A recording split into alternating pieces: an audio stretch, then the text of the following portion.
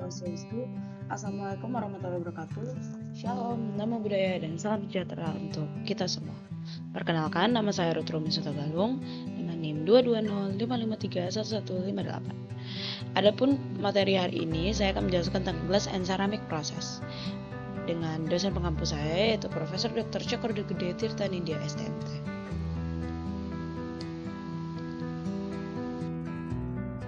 Adapun dari materi ini, referensi yang saya gunakan yaitu Handbook of Manufacturing Process dari James G. Bralla. Oke, materi pertama saya akan menjelaskan tentang melting, di mana melting itu adalah proses peleburan baja, yang dimana untuk gambar pertama itu adalah tungkus. Jenis ini digunakan untuk menghasilkan bahan dalam wadah yang diletakkan di dalam ruang pembakaran. Kemudian untuk gambaran B itu adalah tank furnace, di mana tungku ini digunakan untuk produksi kaca skala besar dan kontinu. Kemudian untuk gambar C itu adalah electric furnace, di mana tungku ini digunakan untuk peleburan bahan dengan memanaskan listrik, cocok untuk bahan yang memerlukan suhu tinggi dan kemurnian tinggi. Kemudian ada jenis tungku. Jadi yang pertama itu ada regenerative tank furnace, di mana ini tungku tangki regeneratif, di mana tungku ini digunakan secara kontinu untuk mencairkan bahan baku kaca, silika, soda kapur, menjaga kaca cair pada suhu tinggi agar tetap homogen sebelum dibentuk. Kemudian di sini ada pembagian zona utama, yaitu ada melting end, di mana di sini itu bahan baku bakal dimasukkan dan bakal dileburkan di suhu 1400 sampai 1600 derajat Celcius. Kemudian ada refining end, di mana ini untuk menghilangkan gelembung gas dan menyempurnakan kejernihan kaca cair. Kemudian ada forehard, di mana ini ada bagian pengeluaran kaca cair menuju proses pembentukan kayak mesin botol pelembaran kaca atau molding. Kemudian ada pressing. Pressing sendiri itu digunakan untuk benda kaca dengan bentuk sederhana seperti piring, mangkuk, dan alas, lampu. Kemudian untuk gambar yang ke B itu ada double pressing, yang dimana ini akan membentuk kaca yang lebih rumit dan simetris seperti mangkuk bertangkai, wadah, dan bejana. Kemudian untuk press and blow process itu digunakan untuk membuat benda berongga seperti botol, vas, atau lampu. Kemudian ada blowing. Jadi blowing di sini adalah peniupan bebas, di mana digunakan untuk produk berleher kecil dan berbentuk sederhana seperti botol atau lampu tabung. Kemudian ada blow and blow process, di mana ini metode otomatis 2 tahap untuk pembuatan botol kaca dengan leher sempit. Kemudian ada press and blow process. Di sini adalah kombinasi antara proses dan blowing. Jadi digunakan untuk botol berleher lebar. Kemudian manual blowing. Untuk gambar yang A itu pengambilan kaca cair, di mana pipa ditiup dimasukkan ke dalam tungku berisi kaca cair. Kemudian gambar yang B itu adalah pembentukan awal, di mana kaca cair digulingkan di atas meja logam datar, dan kemudian ada peniupan pertama, yaitu tukang kaca meniup perlahan ke pipa tiup. Kemudian ada pembentukan dicetakan, kemudian finishing. Kemudian ada gut feeding mesin, di mana pada tahap awal itu adalah persiapan, di mana ada kaca cair berada di luar tube atau orifice, di mana plugger itu akan berada di posisi atas, siap menekan, dan tujuannya memastikan volume kaca yang tepat akan dikeluarkan. Kemudian ada tahap penekanan, yaitu plugger bergerak turun ke bawah, menekan kaca cair ke arah orifice. Kemudian tekanan ini membuat sebagian kaca keluar sedikit membentuk tonjolan di bawah orifice. Kemudian ada tahap penarikan, di mana setelah volume yang diinginkan tercapai, plugger ditarik ke atas. Kemudian ada di bagian D, itu adalah tahap pemotongan, di mana saat gop itu mencapai ukuran tepat, shear blades atau pisau pemotong itu bakal menutup dan memotong kaca cairnya. Kemudian ada once bottle machines. Jadi yang pertama itu ada dipping atau pencelupan, di mana cetakan bawah itu dicelupkan ke permukaan kaca cair. Kemudian ada lifting atau pengangkatan, di mana setelah volume kaca itu dirasa cukup dan diinginkan itu naik ke dalam cetakan itu diangkat menjauh dari permukaan kaca cair. Kemudian ada blow-pee, jadi udara ditiup perlahan ke dalam kaca cair untuk membentuk rongga awal di bagian tengah.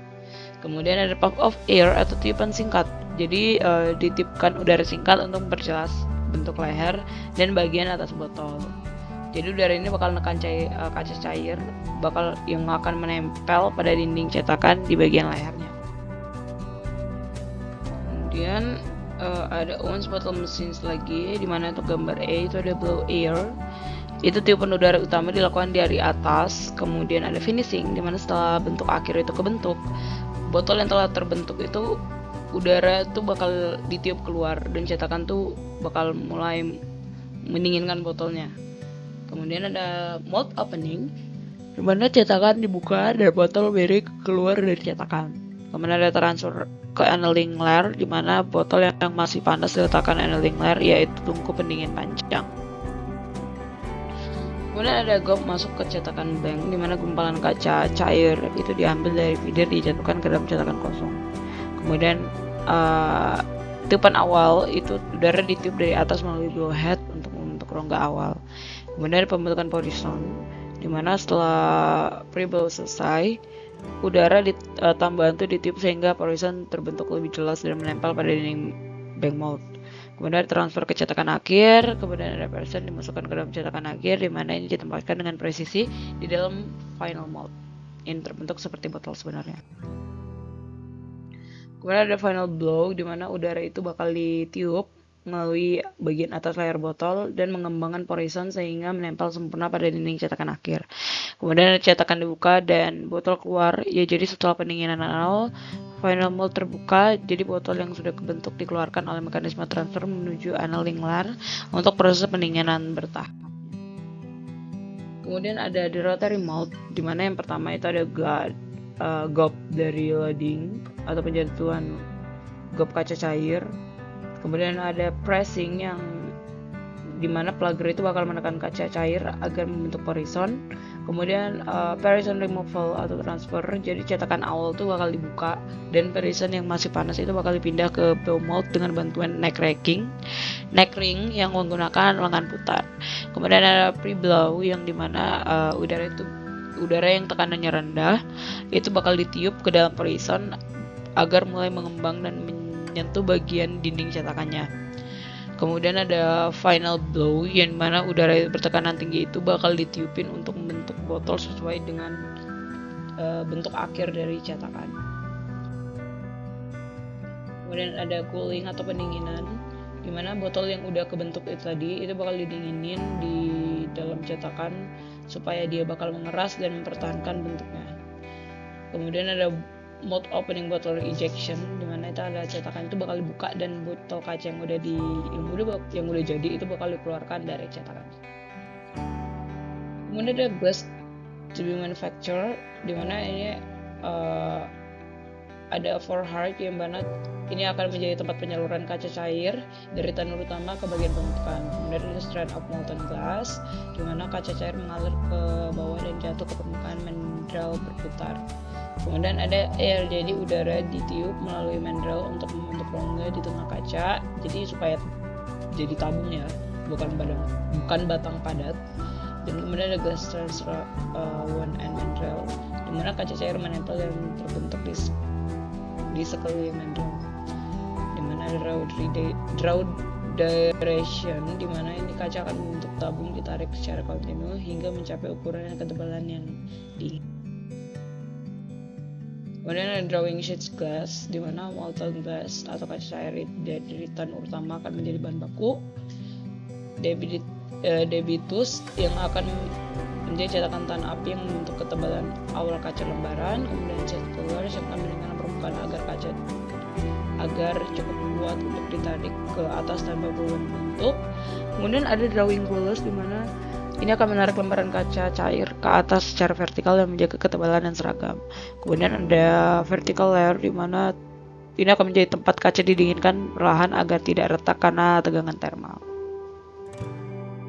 Kemudian ada molten glass. Di sini lagi karena itu adalah kaca cair.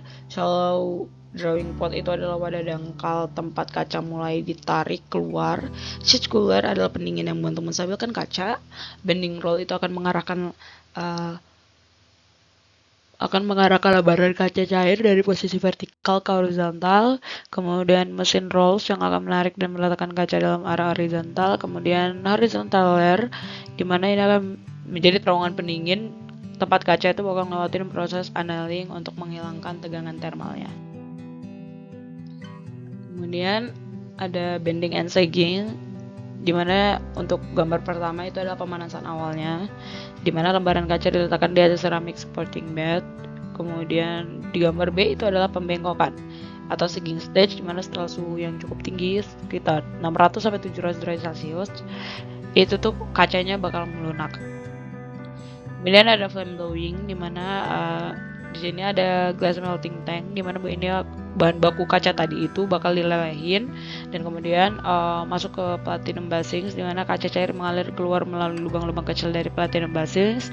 Kemudian ada high velocity burner, yang dimana nyala api bertekanan tinggi dari pressured full gas itu akan diarahkan ke aliran kaca cair.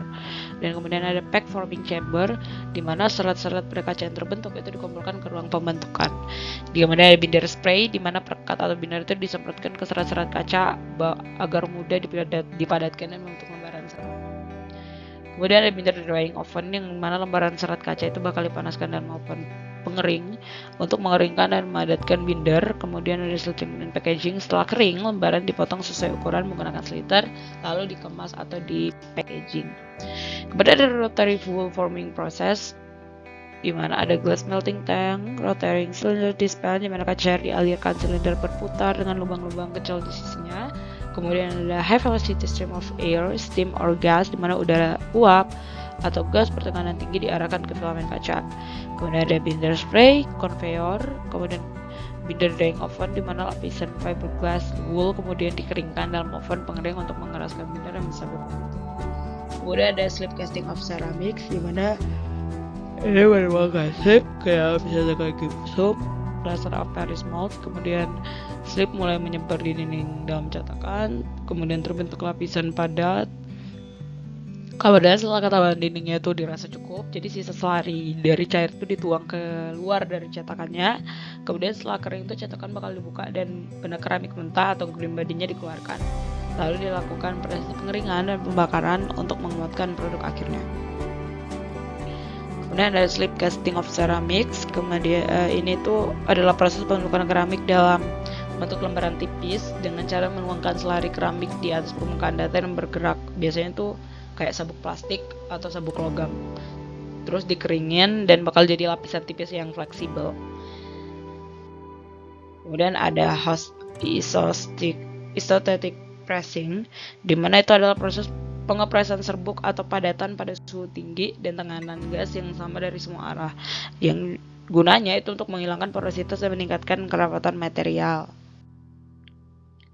Baik, sekian dari materi saya hari ini dan presentasi saya hari ini. Jika ada kurang, saya mohon maaf. Saya akhiri dengan Om Santi Santi Om. Assalamualaikum warahmatullahi wabarakatuh. Shalom, namo buddhaya, dan salam sejahtera untuk kita semua.